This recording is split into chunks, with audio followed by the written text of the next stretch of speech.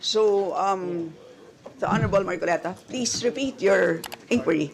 Yes, in connection to the earlier parliamentary inquiry, Madam Chair, I have already related the value of tradition. Parliamentary procedures, Madam Chair, grow from or are enriched by traditions, experiences, and precedents collectively gathered by the House of Representatives over years, and the institution keeps them well. That is why, from my entry in 2004 or the 13th Congress until today, I have observed the observance of that well-kept tradition.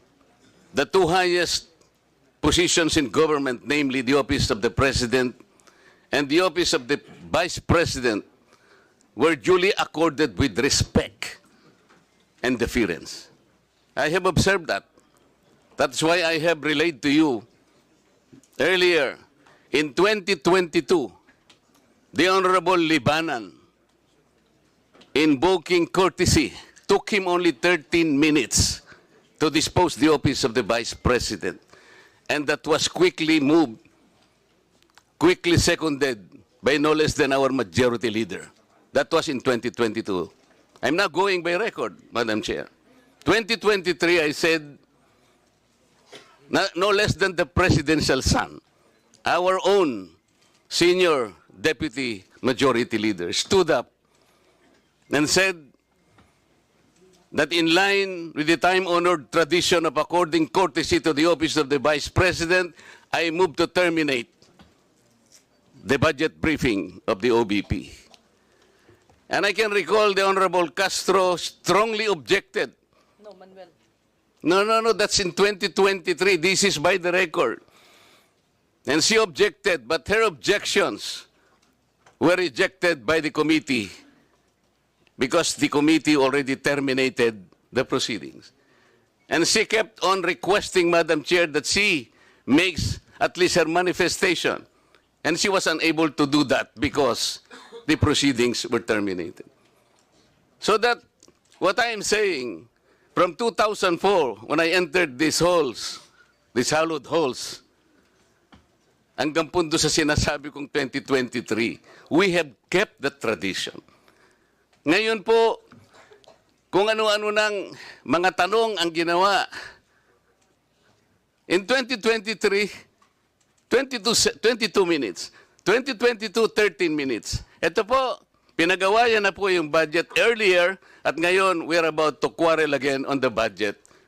Ang tanong ko nga po ngayon, dahil nga po sa nangyayari ngayon sa budget ng Office of the Vice President, and despite her manifestation that she will no longer defend her budget because she forgoed,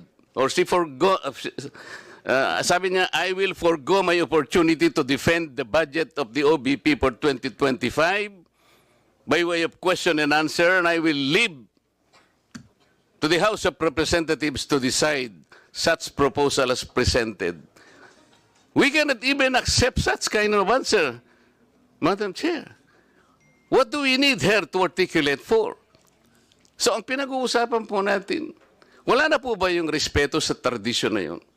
Kagaya po ng binabanggit ko, every time mag-interpellate po dito, Madam Chair, because of that tradition, it's always the member of the minority who will start the interpellation because we have kept that tradition.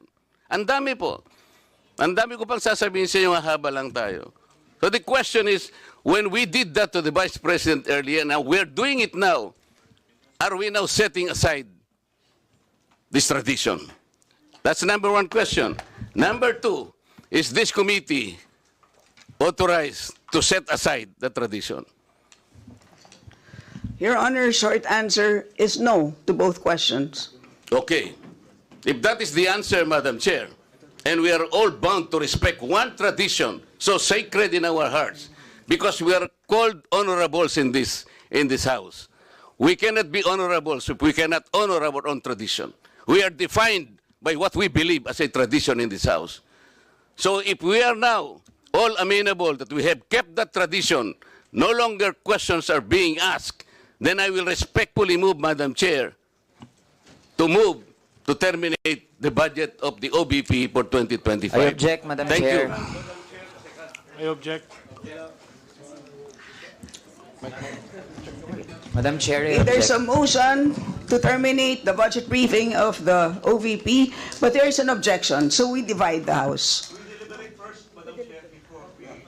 The chair has decided to divide the House. So those Madam Chair, in favor as of the motion, a rule, we usually deliberate Those- before we those vote. in favor We deliver- of the motion, please raise your hand. Those in favor of the motion to terminate the budget briefing of the OVP, please raise your hand.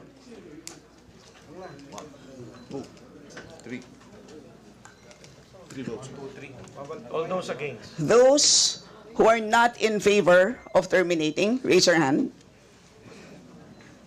For non-tradition.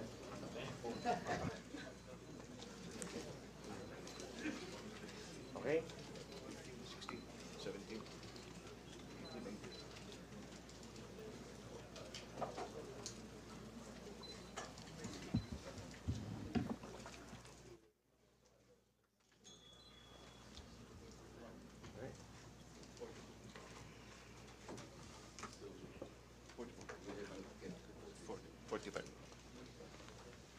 3 in favor, 45 against. 3 in favor, 45 against. Motion is The motion lost. is Lost. lost.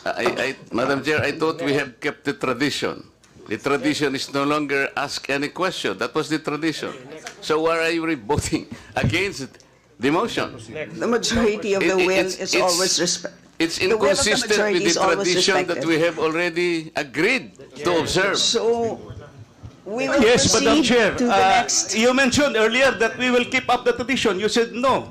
Earlier, For no, orderly we voted proceedings, I against. remind the members to please wait to be recognized before speaking. So, the chair now recognizes the Madam budget Chair. sponsor, the Honorable Zia Adyong, to give a recap of what transpired in the last hearing. Madam Chair, Thank you, Madam Chair.